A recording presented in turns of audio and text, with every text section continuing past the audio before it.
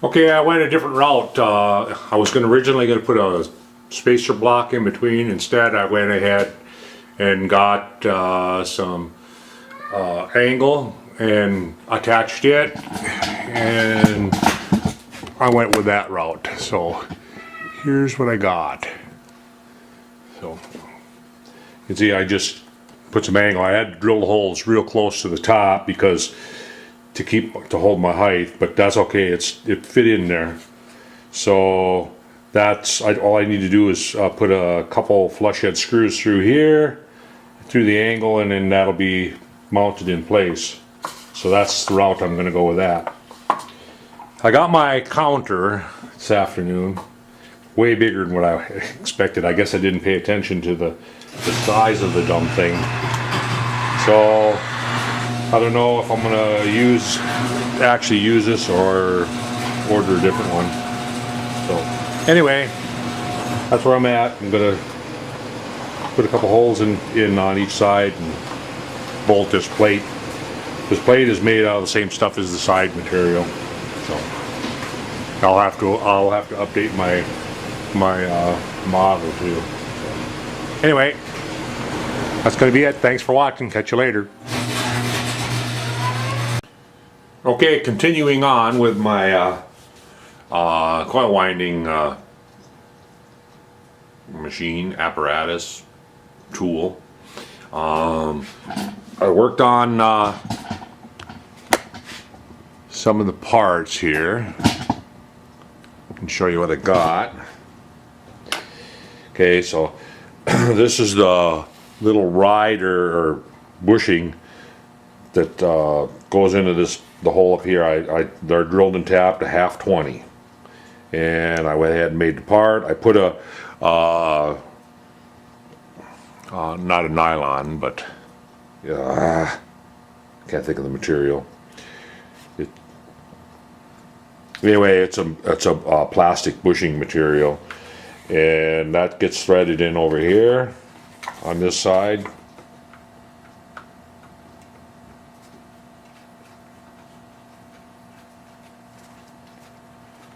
It gets threaded in tight, and that bushing has got a little face on it so that the piece that goes in after that, which is this, rides up against that. And what it is, all this is an aluminum. This is the driver for it that drives the spool, and that drives everything.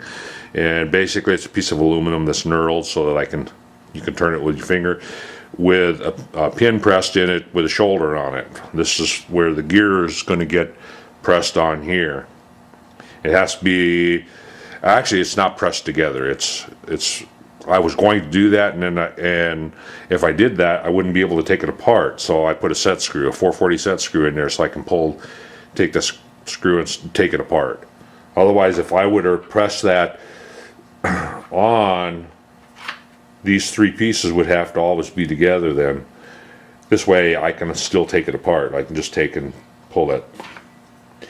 Okay, so that's up to the driver, and I did something different with the driver. In the book it called for a set screw. I milled a flat across, so the spool shaft, the drive shaft basically, that fits in here. It has a 1/2-inch diameter hole, and then the flat goes up against the flat on here to drive it, so it just shoves in like that, and that way it drives it. So it goes in here, and then this goes in. You can stick it in from that side. Okay, and then the other nut is a 1/2-inch ID in here, and 1/2-20, a 1/2-inch, 1/4-inch ID in there that rides on that drive shaft, rides in there. And then I have a spring put down the bottom that just pushes everything that away and holds it that way tight over there. I could have made it to where it adjusts in, but I just thought, well, spring pressure would be better. And just turn that in. If I had the spool on there, that would be ready to go.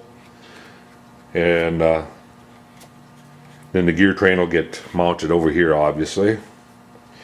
So what I'm going to work on next is the threaded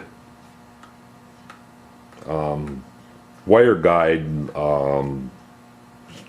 shaft, and I'm going to make the wire guide shaft, or the wire guide, out of a piece of plastic here, actually nylon, no, just plastic, and that'll go on that threaded shaft and go back and forth. It'll have the wire pulley on one side, on the back side, and over here on this side, and then it'll also have the wire guide up on the top, which will stick out on the top. So anyway, that's where I'm at. I'm going to go ahead and start working on that shaft. I'm going to set up to do some single pointing, and when I get the lathe set up for single pointing, I might video that. Okay, I'm setting up for single pointing. I've got my stock loaded in. I've got thread relief cut in, the diameter on the end cut. It's up to the point where I'm going to start single pointing, and I'm just setting up the lathe. I ground my tool, so it's freshly ground. I got my compound set at 29.5. I've got the compound turned in all the way. Now what I'm going to do is I'm going to come up and I'm just going to touch that. I'm going to set the camera down. I got the camera off plugged in because it ran out of juice. I started to record, and then so anyway, I'm going to set you right here. I'm going to put a black mark on that. Get a black marker.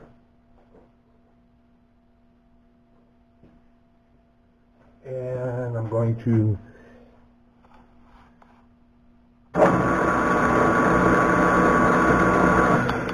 that way I can see it. I'm going to come in and touch there with my cross slide.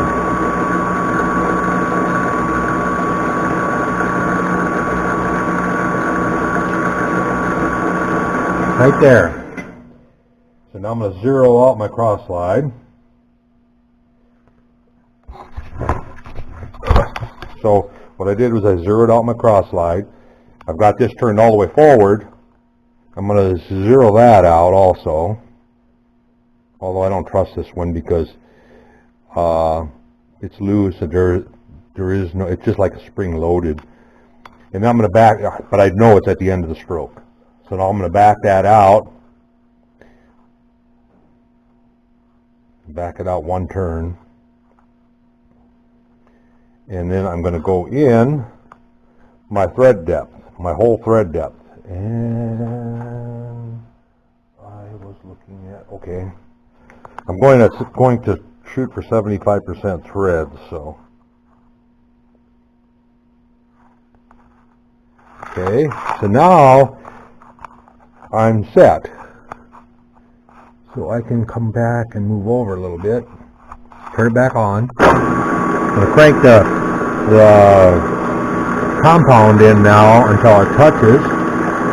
That way I know where I'm going to start. Alright, so I'm starting at about 82. Back it up, move it out of the way, set my first cut. I'm going to go 3 or 4 thousandths only. I'm going to set the camera down here somewhere.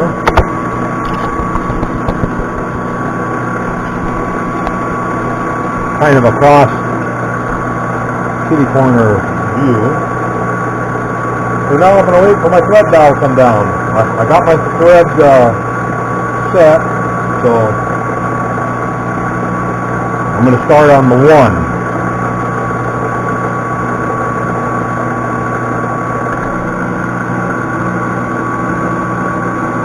Not taking much, I'm just going to check this, make sure that I'm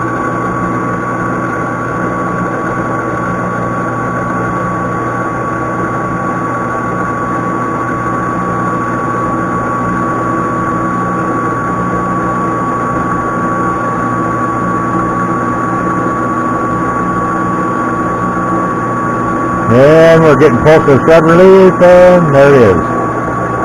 Okay, we'll back out. Crank over. What I'm going to do is I'm going to get my thread pitch gauge. I like to double check myself, just to make absolutely sure that I got it set correct, if I can find my thread pitch gauge. I had it out yesterday. So what happens when you don't put it back when you're done using it? There it is. Alright. And get the 32 out, and we'll line it up just to make sure.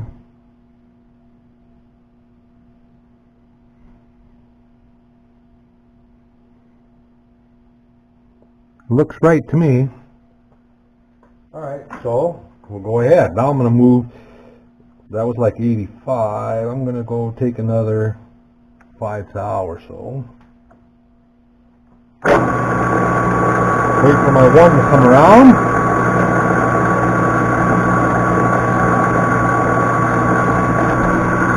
And we're off. Alright, I'm going to back out.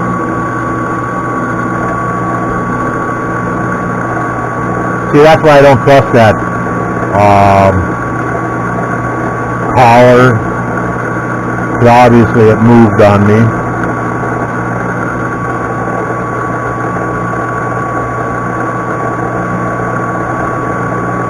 I'm going to set my cross slide to 0 and back out my cross slide.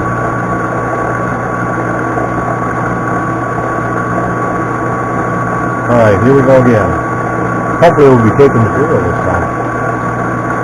I haven't threaded in a long time now over here. There we go.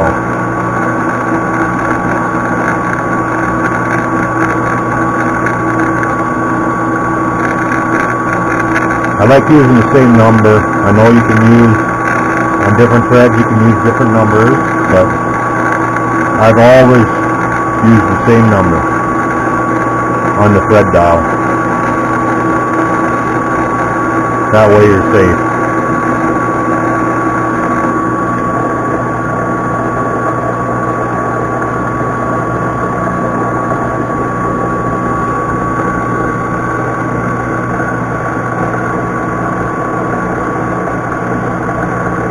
We'll crank her in another 5. And away we go. One was just right there.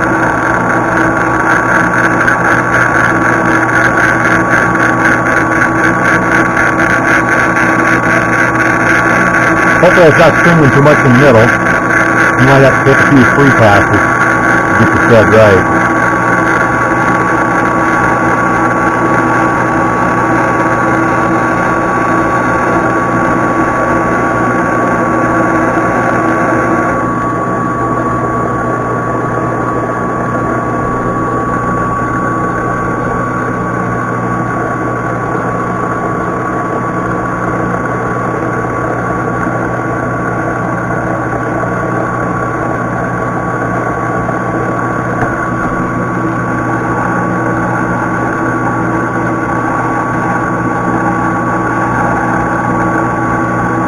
Okay, this should be pretty damn close to the depth I want. Remember, I'm going for 75% thread, so the threads are going to have flats on the top.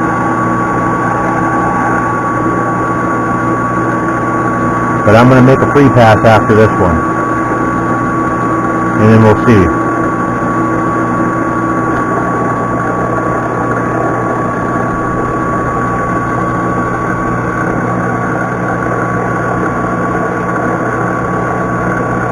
This is good. This is just going to be a free pass.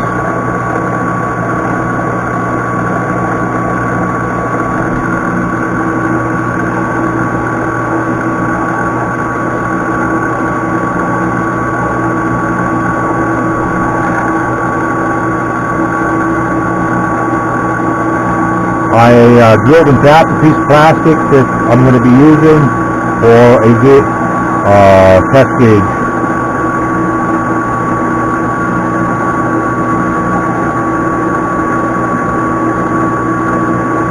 same material I'm going to be using, so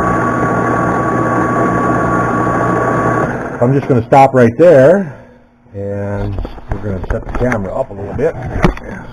See? And oops, dropped my scale. I'm going to back the tailstock out and grab my little test block.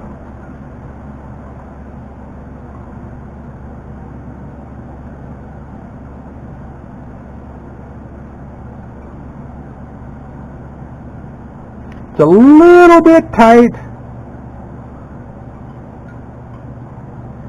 I might take another couple thou. It's not real tight, it's just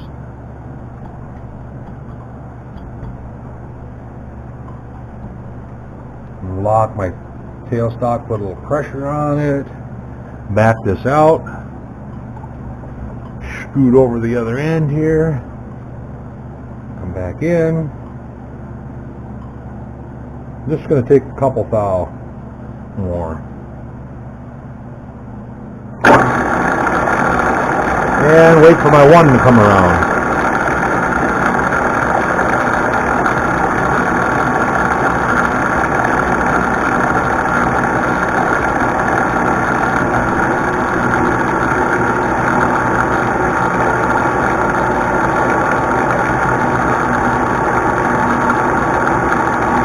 I don't want it too tight, and the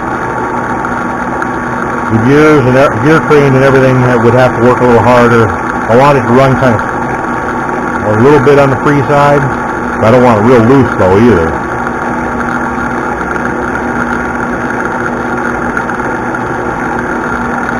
Alright, so let's try that.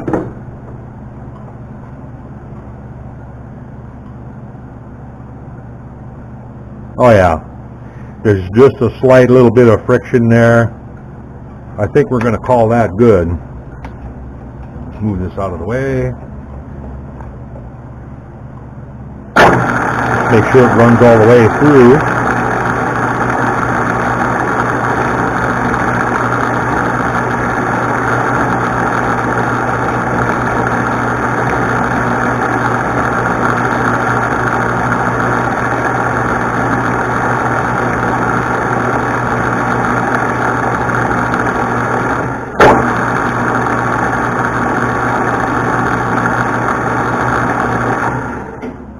Feels good to me.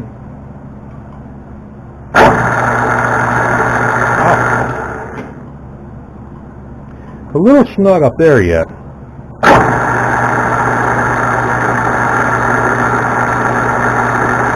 Which is kind of odd. You think it would be snug in the middle, but it's actually snugger, a little bit snug up on the top. Maybe I will take another couple thou.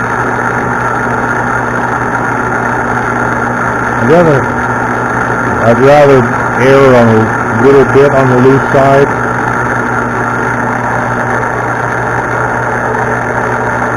Yeah, I think I will take another couple thou off of there.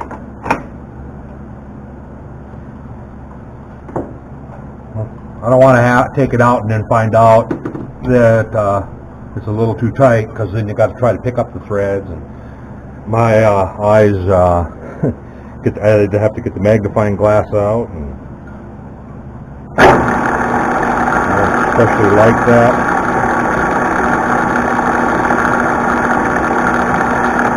Alright, wait for the one.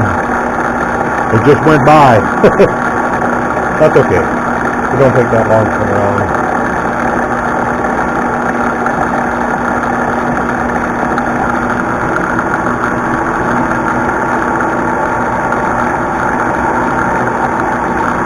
I might have to take a free pass too, because since it was tight up here, it was fine back here.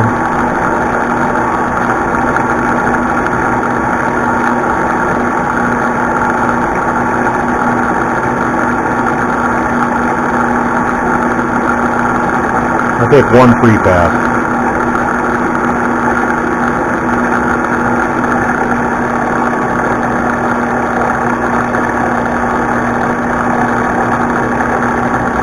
Actually, I'm not. It's good take quite a bit there, the way it looked. I'll leave it like that. What I do with my block.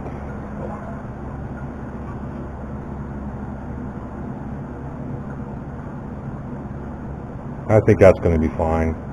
I'm going to kick the threading out of gear and kick this out of gear, and I'm going to kick the RPM up to 600.